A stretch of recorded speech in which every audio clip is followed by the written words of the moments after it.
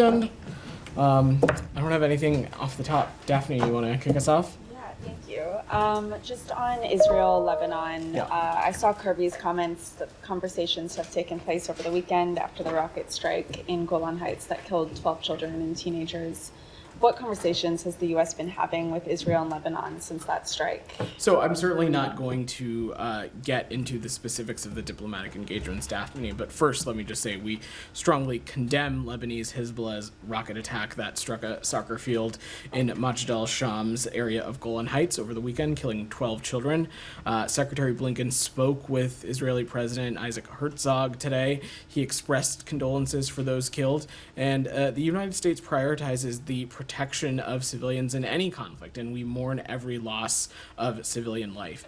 The conflict along the blue line along Israel and Hezbollah has gone on for long enough, and it's in everyone's interest for it to resolve quickly. We continue to believe a diplomatic resolution is both achievable and urgent, and we continue to be engaged in diplomatic talks because our ultimate goal here is for civilians on both sides of the border to be able to safely return to their home. And so those conversations are ongoing, and we'll continue to coordinate closely with the relevant parties. Have you urged Israel to exercise restraint in their retaliation at all? So look, first and foremost, Israel has a right to defend itself from terrorism, and we're continuing to engage in ongoing conversations with all parties.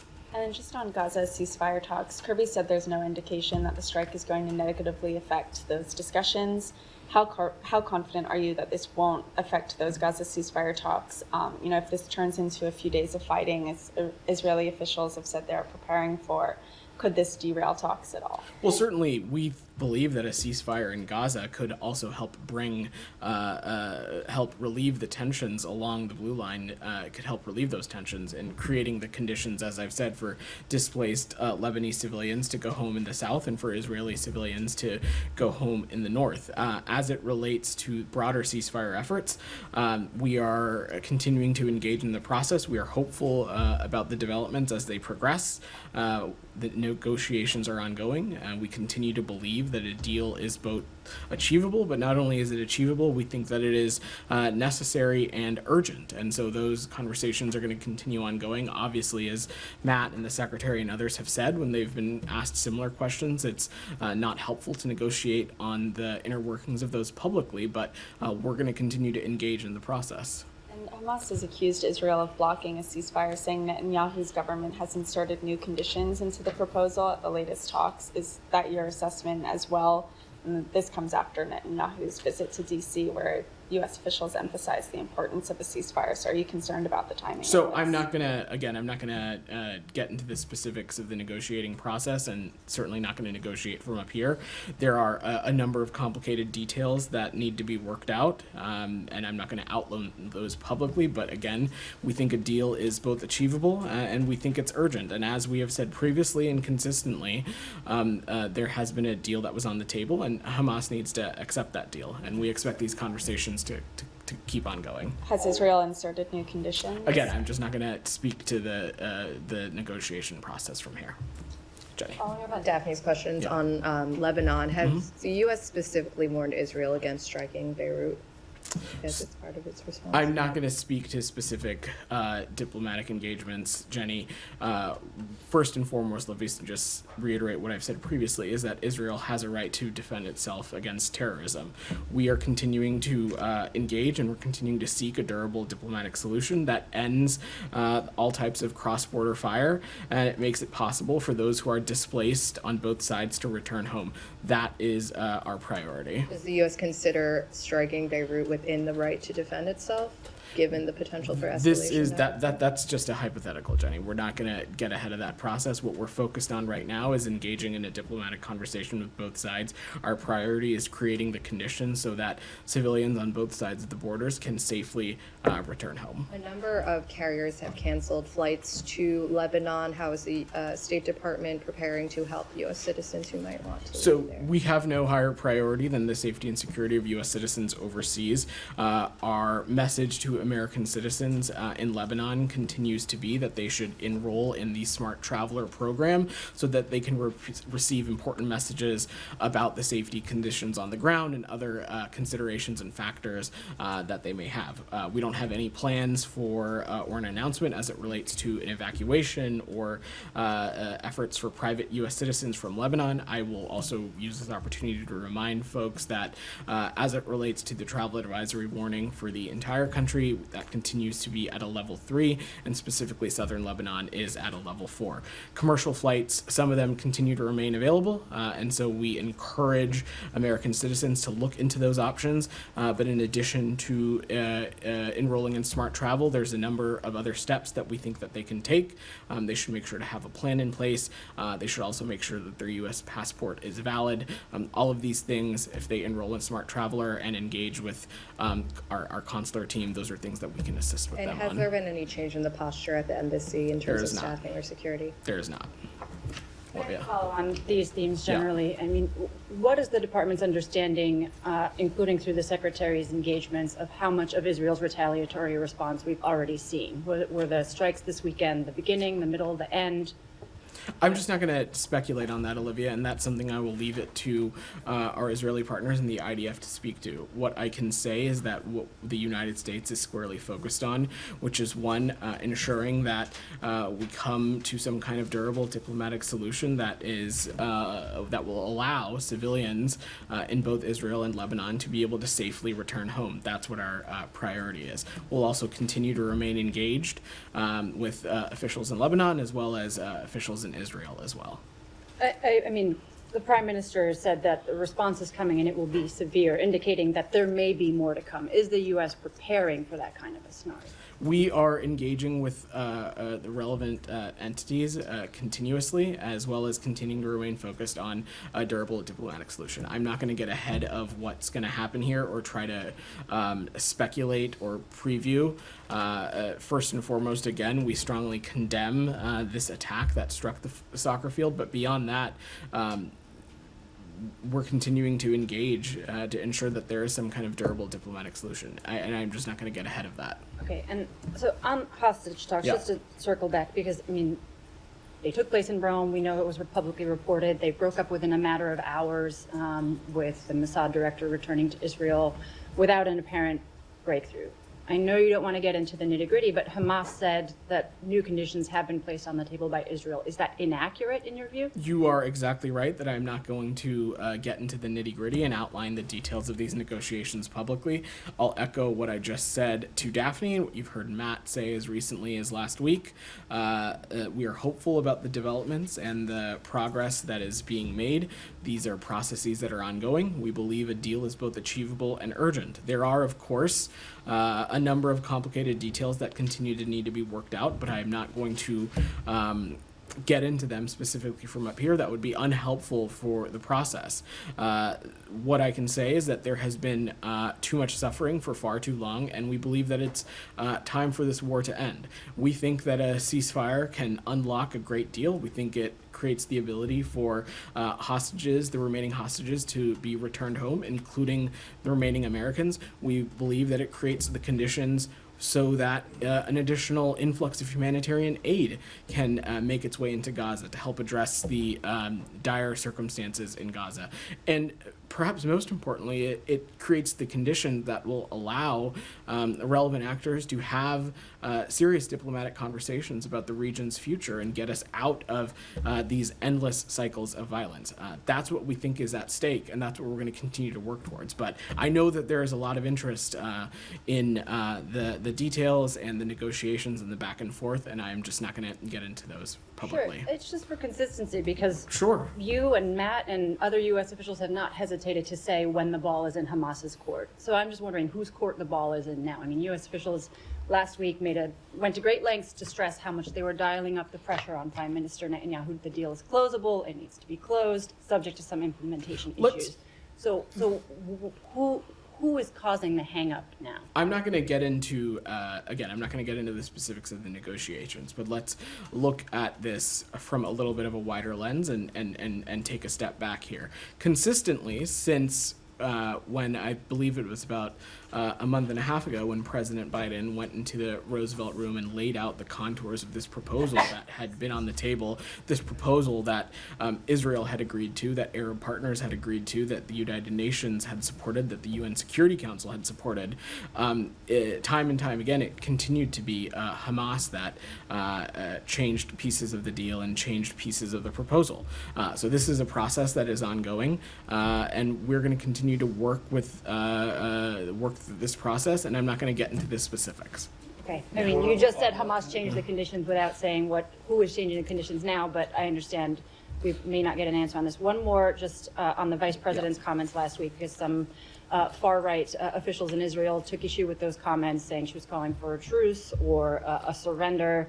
Do you have any response to, I think it was Ben-Gvir and Smotrich who came well, look, I think it's pretty clear that those are characterizations that very much takes the vice president's comments out of context. The vice president was clearly stating what has been this administration's position, that a ceasefire is of utmost importance and that it can unlock a great deal. Some of the things that I just spoke about, the release of American hostages, the influx of humanitarian aid, and that's why we think this is something that is timely, it needs to be urgent, and it's something that needs to be prioritized. Said, go ahead. Thank you. Sorry for walking in late, but just to follow up on Olivia's point. I mean, you in the past, you or Matt did not hesitate in saying that the ball was in Hamas's court. Why this time around you are unwilling to say who is, standing in the way of arriving at a deal? Because there are all kinds of reports that Mr. Netanyahu has had a change of heart. He actually agreed to something, then he changed his mind. So I'm not gonna get into a back and forth on hearsay and what may or may not be true when it comes to public reporting or not. What I can say is this, Saeed, is that these are negotiations, these are processes that are ongoing. We're going to continue to be engaged in those efforts.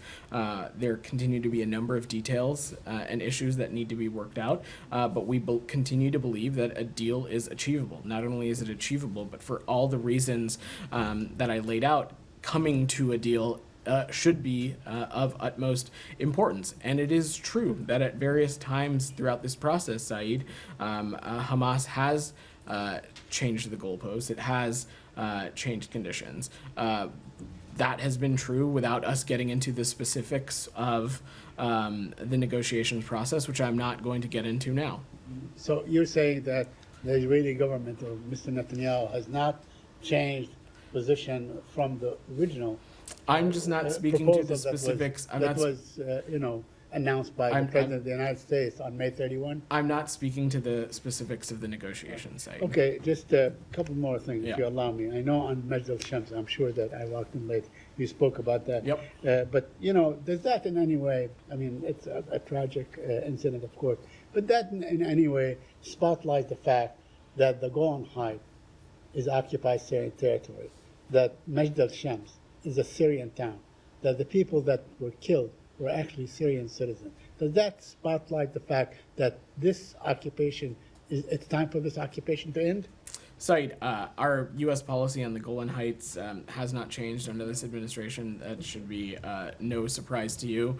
I will echo what you've heard the Secretary say a number of times, that Golan is very important and vital to Israel's security. And as long as the Assad regime is in power in Syria, as long as Iran and its proxies continue to be present in Syria, as long as militia groups backed by Iran continue to be in Syria, and the Assad regime itself poses a significant security threat to Israel. As a practical matter, the control of the Golan, it remains of real importance to Israel's security. So you're saying that the designation of the Golan Heights, according to 242 and 338, as occupied territory is contingent on who's leading Syria and who's the ruler of Syria? What I'm saying is that our policy as it relates to the Golan Heights hasn't changed. Okay, let me ask you a couple more questions. Yeah. The IDF just destroyed a key Rafah water facility.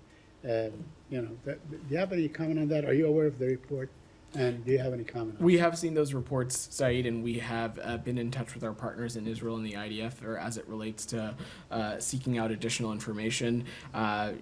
Over the course of this conflict, you have seen myself, Matt, and others speak clearly about the importance of not targeting civilian infrastructure, things like water, sewage treatment plants, things like that. Of course, such a facility like this one would be inconsistent with that. But again, I don't have any additional information beyond what's out there publicly, and we have sought out additional information as to what happened. And lastly, the Netanyahu government postponed the evacuation of 156 Palestinian wounded children from Gaza because of what happened in Majlis Shams. Do you think these two issues ought to be tied? Certainly not. I don't know the circumstances around that, Saeed. I don't know the underlying circumstances. What I can say is that every effort possible should be taken to protect and minimize civilian casualties, including and especially children. But I don't want to just assume that these issues are related or not, Saeed. So we'll see if there's additional information there. Thank you. Go ahead. Thank you, Vedant. Yeah. I just want to go back to your answer to Saeed about the Golan Heights. Yeah. You mentioned that the control, the Israeli control, is a security necessity for Israel as long as Assad and other villains are operating in Syria. But is this a walk back from the recognition of Trump administration of Golan Heights as a sovereign territory of Israel? Our position on our policy has not changed. So it is a sovereign territory of Israel. Our policy as it relates to the Golan Heights has not changed. The Secretary has spoken about this since the beginning of this administration, and we have consistently talked about it in the same way, and our position has not changed. Okay, and my second question is about the Hezbollah incidents. Hezbollah denying this, and Israel and the United States accused him of it. Do you have any independent verification that it was Hezbollah, or are you relying on Israeli information? So I'm not going to get into the underlying data that supports this assessment, but what I can say is that this attack was conducted by Hezbollah. It was their rocket, and it was launched from an area they control, and any assertion to the contrary would be a denial of reality. This is your U.S. assessment. It's U.S. assessment. I'm not going to get into the underlying circumstances of this assessment, but it is our assessment that this was an attack by Hezbollah, again, because it was their rocket and it was launched from a region and area they control. The U.S. Embassy issued a warning to U.S. citizens in Lebanon, asking them to leave as soon as possible. Is this a lot of people in the region taking this as a warning of a looming war? Is that is it your assessment of what's coming up? The important thing to remember is that when it comes to our consular efforts, we take the safety and security of American citizens. It is of utmost importance to this Secretary of State. We do not think that any kind of all-out war is inevitable. That's certainly not what we believe, and we continue to believe that through diplomacy it's possible to continue to create conditions in which civilians are able to safely return to their homes, both in Israel and Lebanon. But when we're talking about the safety and security of the American citizens, and especially American citizens living in the region, living in Lebanon, we have a responsibility to make sure that they have the most up-to-date and relevant information as it relates to safety conditions to countries where they travel. And as it relates to Lebanon, as it relates to the whole country, that continues to be a level 3 for reconsider travel, and for southern Lebanon, that continues to be a level 4 for do not travel. And that is because what we're talking about is safety. And right now, yes, the safe thing for American citizens to do would be to make appropriate plans, some of which I laid out to Jenny when she asked her question earlier. Thank you. Yeah. Michelle, go ahead. I want to repeat the question Yeah. on your confidence. To what extent are you confident, as Kirby, is that there will be no all-out war between Israel and Hezbollah when Israel reacts? And Where is this confidence coming from? Well, Michelle, certainly it is not helpful for you to ask such a question dealing in such kind of absolutes. What I can say is that what we're focused on is the work at hand, and the work at hand for us is continuing to engage in diplomacy and finding a durable diplomatic solution, which, as I said, will allow civilians to safely return to their homes. We're going to continue to engage with officials both in Lebanon and in Israel. You saw the secretary had the opportunity to speak to President Herzog earlier, and we'll continue that kind of engagement and focused on the region. Did you talk to Iran about the escalation in Lebanon and Israel? I'm not aware of any conversations. Directly or indirectly? I'm not aware of any conversations, Michelle. Through Oman or Like I said, I'm not aware of Qatar? any conversations with Iran. DR, go ahead. Staying on Iran. Yeah. Tomorrow the Iranian president is set to inaugurate, and what do you expect from his administration? Is there any space for improvement between the U.S. and Iran when it comes to the nuclear deal and also the things that are happening in the region? Let me say a couple things. So first, we have no expectation that the new president's election that it's going to lead to any fundamental change in Iran's direction, or that it's going to lead to any additional or more respect for the basic human rights of its citizens.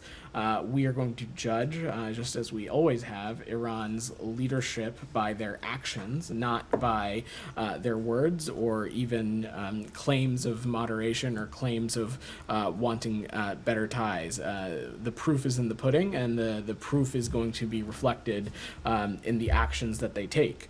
And as it relates to your question about the nuclear program, look, our approach is unchanged. We have long said that ultimately we view diplomacy as the best way to achieve an effective, sustainable solution with regards to Iran's nuclear program. Nothing about this election has changed that, but still, as we've also said, we are far away from anything like that right now happening, given Iran's numerous escalations across the board, including its nuclear escalation as well as its failure to cooperate with the IAEA. I just said that we will judge Iran's leadership by its actions, not their words. If there's a desire to show seriousness or a new approach, certainly there's some immediate actions that they could take, which would be meaningfully cooperating with the IAEA.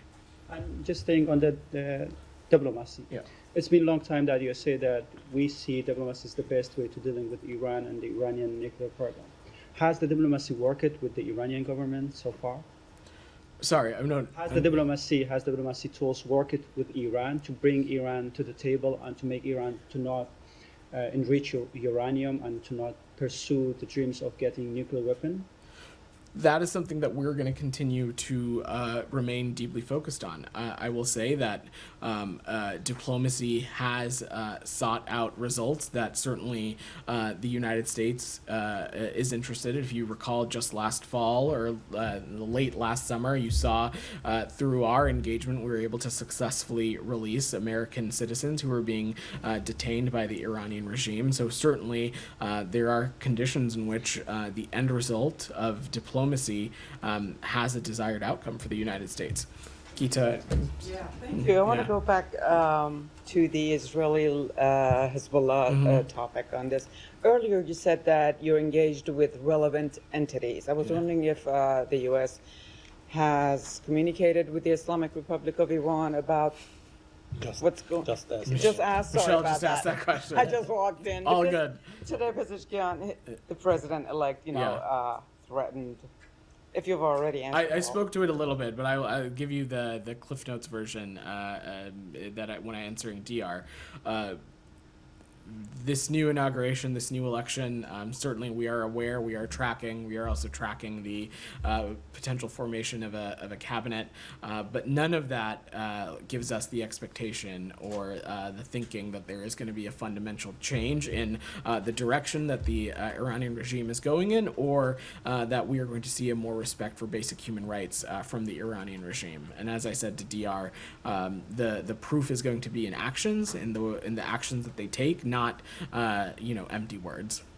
And that's domestic-wise. What about his threat that if Israel attacks Hezbollah, that it will have to face serious consequences. Well, first, let me just say that Israel has every right to defend itself, not only from terrorism, but also defend itself from malign actors like the Iranian regime. And certainly, this is something that the United States is continuing to pay close attention to as well.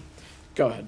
Thank you, Vedant. How do you view the role of Bangladeshi law enforcement agencies in running a witch hunt against innocent young people, shooting them under shoot-on-sight orders by the ruling Prime Minister Hasina, and forcing key student organizers to give statements after being tortured while in custody, which are then circulated by the controlled media, especially when they shows visible torture marks? And I have one follow-up. So, as it relates to Bangladesh, both in public and private, we continue to call for a lasting and peaceful resolution to the current situation, and we reiterate our unwavering support for the freedom of peaceful assembly. We're aware of some restoration of telecommunications across Bangladesh, but we are calling for a full and undisrupted public access to internet and social media services. This will enable people in Bangladesh, including our very own American citizens, to be able to access critical information. I have seen numerous members of the House of Representatives and senators expressing concern in solidarity with the student protest in Bangladesh. Congressman Lloyd Doggett described PM Hasina in Bangladesh screwed student protest as militant who deserve deadly force. The only militant is Hasina, who ordered troops in peacekeeping vehicles to attack and kill students. The Biden administration must act boldly against this repression. What is your response? So we of course support all efforts for those who want to peacefully protest. And as it relates to engagement with Congress, I'm not going to speak to specific correspondence, but we of course continue to be deeply responsive to any questions our colleagues in the Congress might have. Go ahead, in the back, in the white. Yeah, you. Oh, Yeah. Sorry. Yeah. Thank you. Celia from VOA Latin America. So Yeah. just recently, the Maduro government, the lead prosecutor in Venezuela, named opposition leader Maria Corina Machado as the key suspect of the alleged electoral sabotage from last night. So is there any concerns by the administration that she might be a target and possibly be arrested within the next hours? Also, some of the OAS members have requested an emergency meeting after the election in Venezuela. How the U.S. will approach the meeting, and what is the call after the election? Sure. So first, I don't have anything to preview as it relates to a potential OAS meeting. Of course, again, OAS is a vital partner, especially as it relates to our foreign policy in the Western Hemisphere, and we'll continue to engage with them as appropriately. I will, to your first question, let me just echo what the Secretary said in Tokyo, in that first we applaud the Venezuelan people for their participation in the presidential election, and we commend their courageous and commitment to democracy in the face of repression and adversity.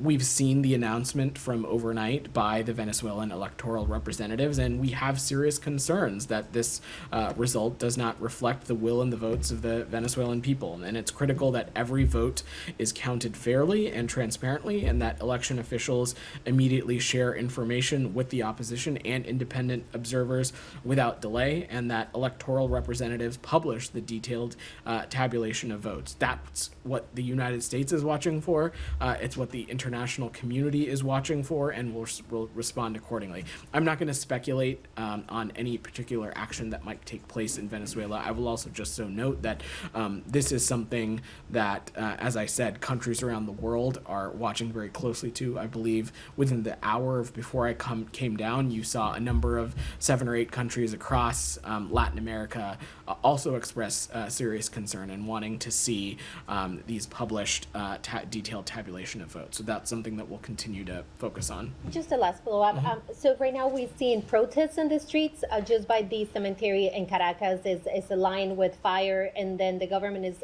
sending now tanks. Some of the military has refrained from actually engage with the protesters. Maria Corina Machado, which is the leader of the opposition, has called for peace and not to protest. She's actually launching a plan during today events that she's holding.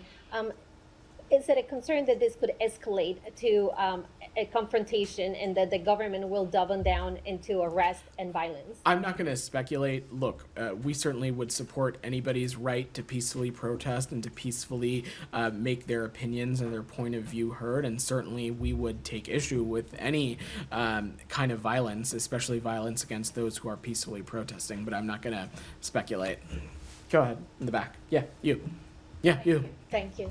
As you mentioned, Secretary Blinken was clear that the U.S. has concern that the results announced yesterday might not reflect the will of the voters in the poll. But as of today, does the U.S. recognize the results announced yesterday by the Venezuelan Electoral Authority? Yes or no? Sorry, who?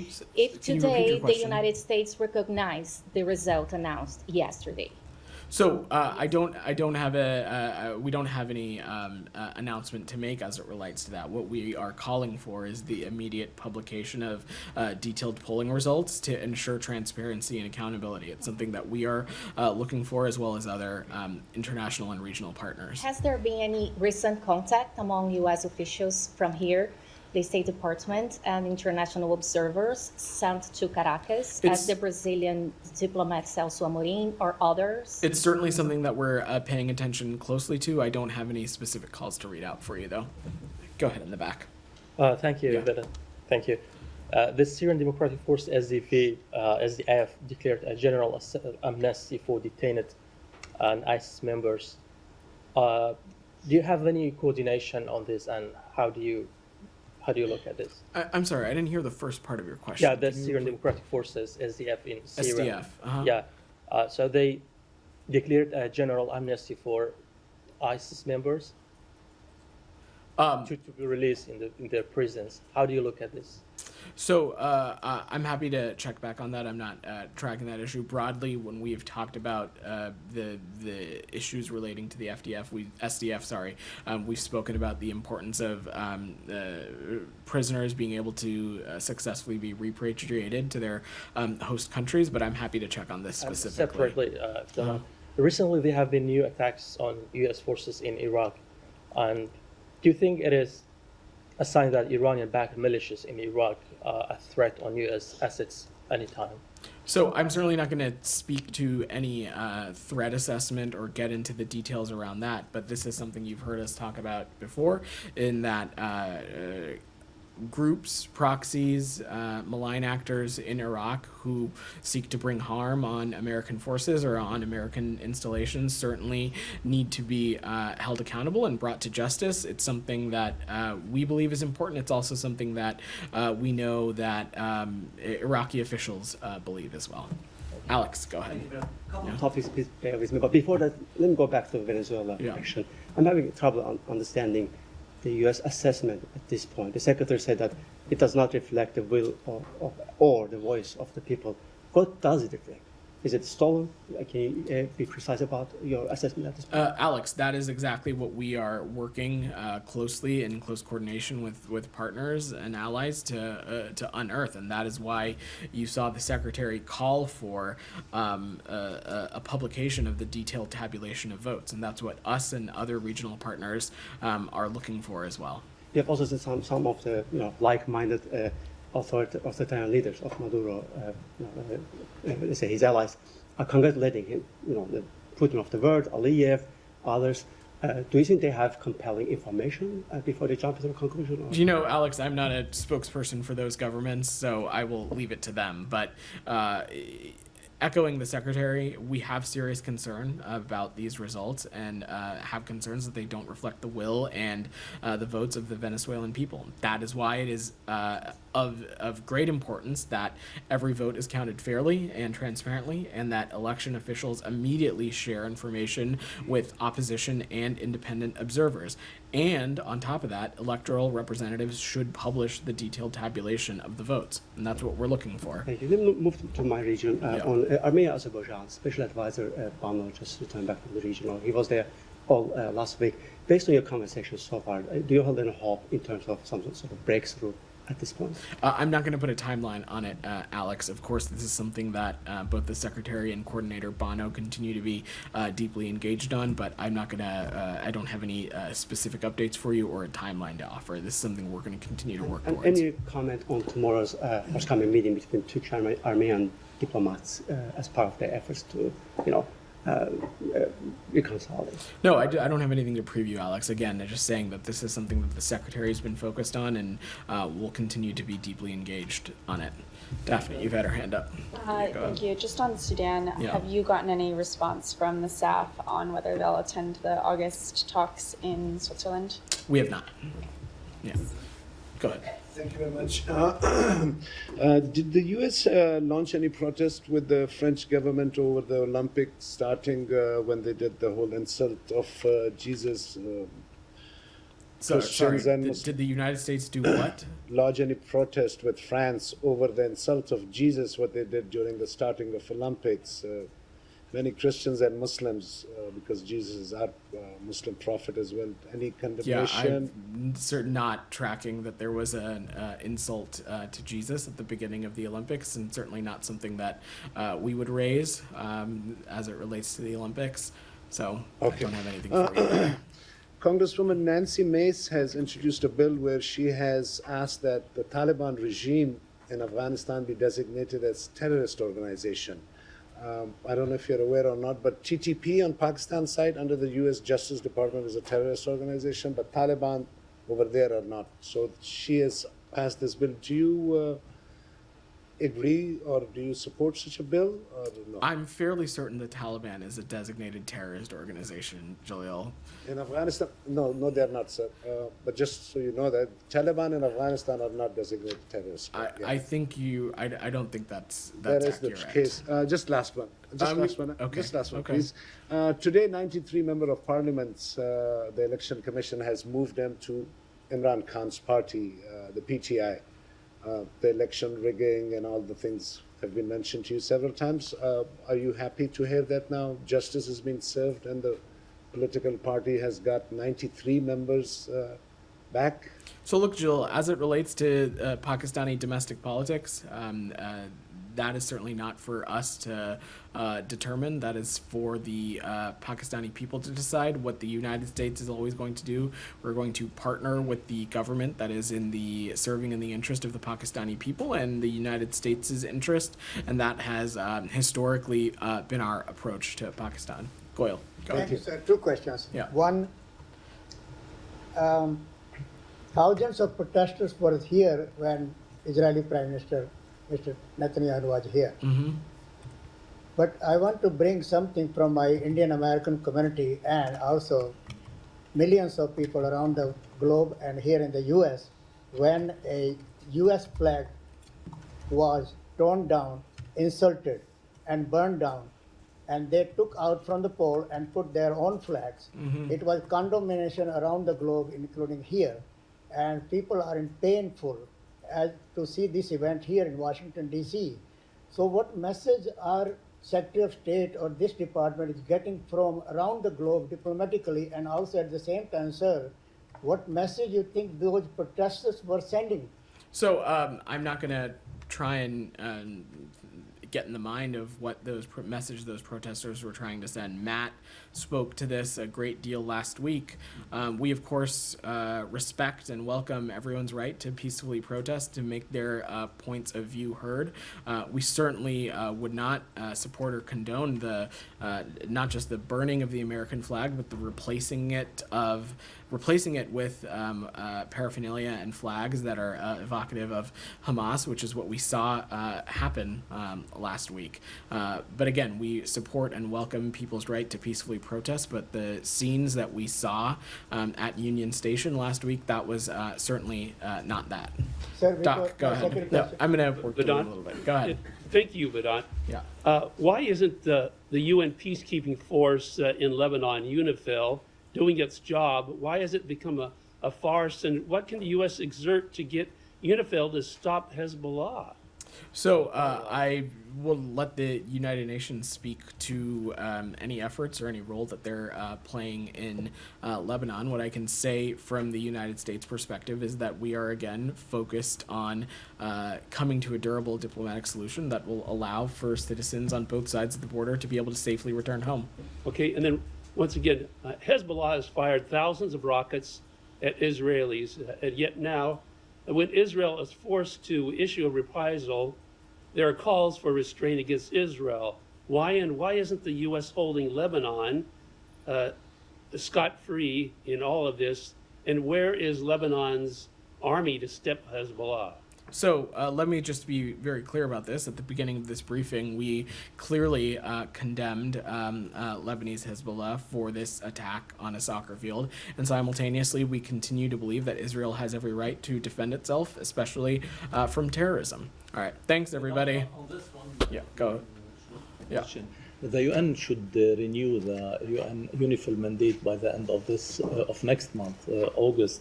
Will the US ask for changes in the mandate, or?